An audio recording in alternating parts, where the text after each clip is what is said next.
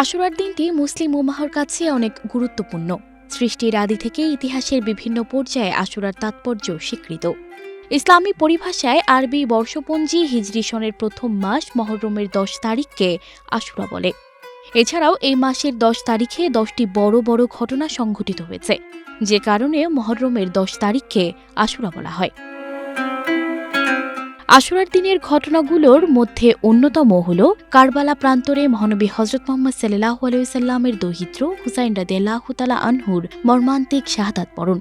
এ ঘটনা আশুরাকে আরও গুরুত্বপূর্ণ করেছে। এমনকি ইসলাম পূর্ব সময় থেকে এই দিনে রোজা রাখার প্রচলন চলে আসছে। আশুরার ইতিহাস সম্পর্কে এক হাদিসে এসেছে, আব্দুল্লাহ ইবনে আব্বাস রাদিয়াল্লাহু তাআলা আনহা থেকে বর্ণিত, মহানবী হযরত মুহাম্মদ সাল্লাল্লাহু আলাইহি ওয়াসাল্লাম যখন হিজরত করে মদিনায় পৌঁছেছেন, তখন তিনি দেখলেন মদিনার ইহুদি সম্প্রদায় আশুরার দিন রোজা পালন করছে।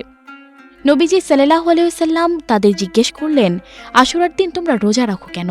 তারা উত্তর দিল, এটি একটি মহান দিন।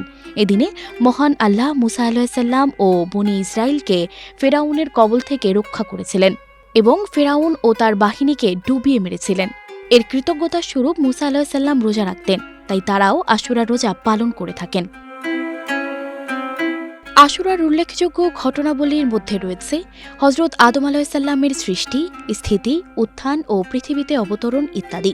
এছাড়াও এদিনে আদম আলাইহিস সালাম ও তার স্ত্রী হাওয়া আলাইহিস সালামের সঙ্গে আরাফার ময়দানে পৃথিবীতে প্রথম সাক্ষাৎ হয়।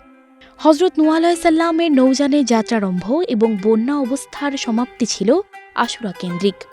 হযরত ইব্রাহিম আলাইহিস সালামের নমরুদের অগ্নিকুণ্ড থেকে মুক্তি পাওয়া, হযরত ইউনুস আলাইহিস সালামের মাছের পেট থেকে মুক্ত হওয়া, হযরত দাউদ আলাইহিস সালামের জালুত বাহিনীর উপর বিজয় লাভ করা, হযরত আইয়ুব আলাইহিস সালামের 18 বৎসর অসুস্থতার পর রোগমুক্ত হওয়া, হযরত ঈসা আলাইহিস সালামকে আসমানে তুলে নেওয়া সহ বহু ঐতিহাসিক ঘটনার সাক্ষী এই আশুরা।